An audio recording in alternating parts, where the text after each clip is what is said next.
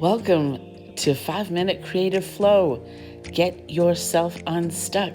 Get the creative juices flowing, and it only takes 5 minutes. Welcome back to 5 Minute Creative Flow. So I'm starting with one of those old book pages from a junk journal that I made, and I am doing some crayon rubbing. Remember when you would put the leaves underneath a piece of paper and rub on them with crayons to get the impression? That's what I'm doing.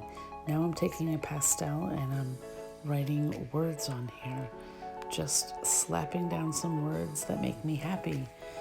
And I think that the colors on this are pretty funky so far. We've got blue and I don't know what color this is, mustard maybe.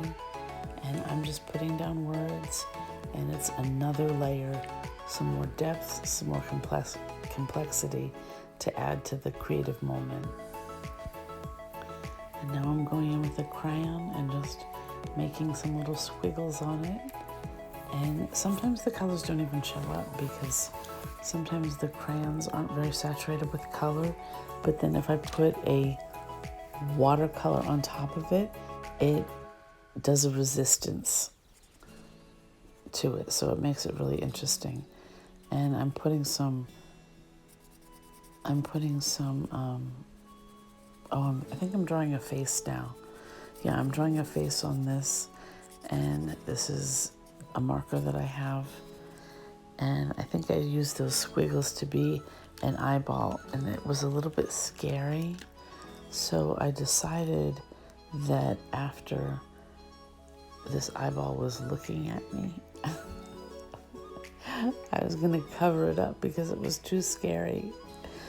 So that's the beauty of paint. If you don't like something, slap some paint on there. You don't have to have it on there. It's not as scary now that I look at it. I think the process of making it was a little bit scary, having these eyeballs, these red blazing eyeballs staring at me.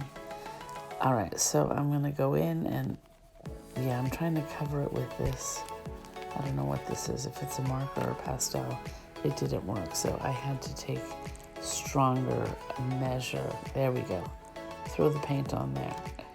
So I've put some paint on there, and I'm going to start covering up that element. And it's there, but now it doesn't look like it looked. And, sometimes the pages look like something interesting and sometimes not, and that's okay because this is not about a product.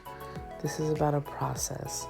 This is simply about putting marks, using different elements, getting them on there so that you get over this fear of what am I going to make?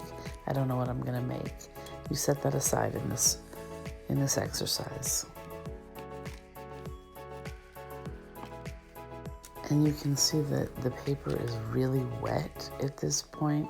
And this is already very thin paper. This is paper from a children's exercise book, a workbook.